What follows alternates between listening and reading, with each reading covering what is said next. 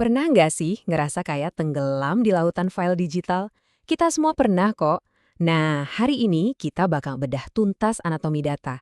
Kita ubah semua kekacauan itu jadi sistem yang cerdas dan rapi. Yuk kita mulai? Oke, coba kita jujur-jujuran sebentar. Coba deh buka folder downloads di komputer kamu. Isinya kayak gini nggak? Campuran file-file aneh, duplikat, screenshot yang kita bahkan lupa buat apa. Kalau iya, tenang, kamu normal kok. Kita semua punya kuburan digital kayak gini. Bayangin deh, kamu masuk ke perpustakaan raksasa, tapi semua bukunya cuma ditumpuk gitu aja di lantai. Informasinya sih ada semua di sana, tapi ya mustahil buat ditemuin. Nah, inilah yang sering disebut para ahli sebagai data kotor.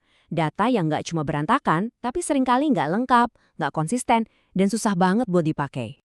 Yap, ini dia tantangan pertama kita. Perpustakaan digital yang super berantakan.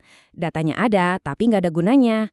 Nah, buat merapikannya, kita nggak perlu jadi ilmuwan komputer loh. Kita cuma perlu pinjam cara mereka berpikir. Ini bukan sekedar bersih-bersih biasa. Ini adalah inti dari yang namanya berpikir komputasional. Kita pecah masalah besarnya, yaitu folder yang berantakan, jadi tugas-tugas kecil. Kayak, gimana ya cara namain file yang benar? Atau folder apa aja nih yang perlu gue bikin? Terus, kita fokus ke informasi apa yang paling penting dari tiap file. Terus, gimana cara kita menaklukkan kekacauan ini? Kenalan dulu yuk sama pahlawan kita, data terstruktur. Ini adalah langkah pertama yang paling ampuh buat mengubah tumpukan informasi jadi sebuah pengetahuan. Coba deh lihat analogi simpel ini. Data terstruktur itu ibarat buku catatan yang super rapi.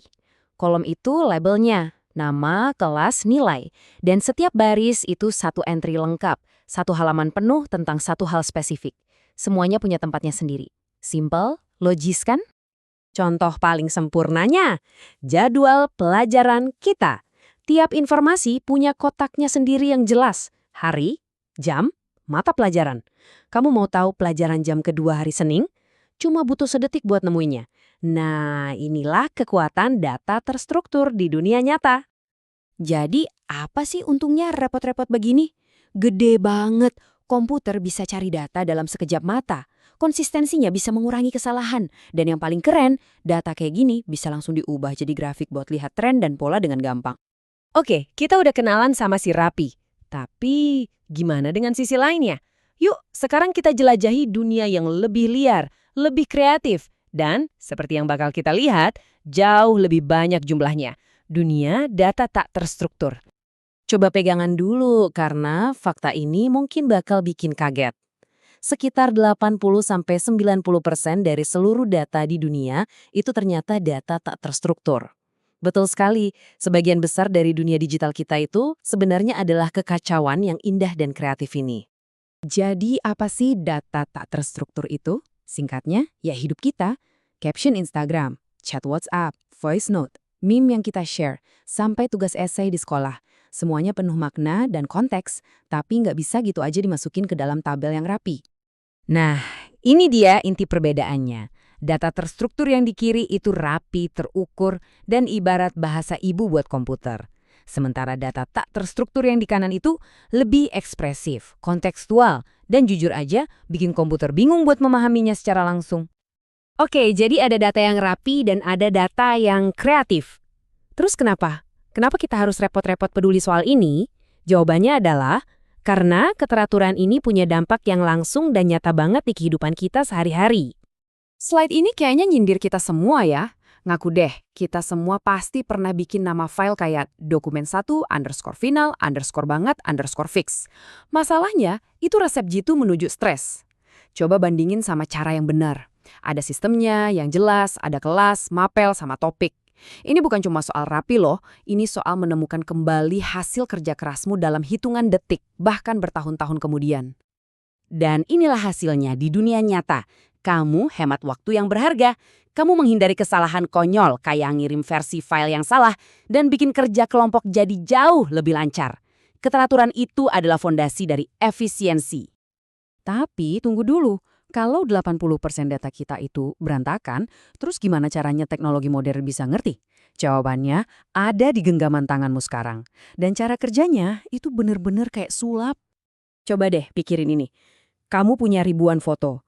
Terus kamu buka galeri, ketik kucing, dan cereng, semua foto kucing kamu muncul. Padahal kamu nggak pernah kan nandain foto-foto itu satu persatu?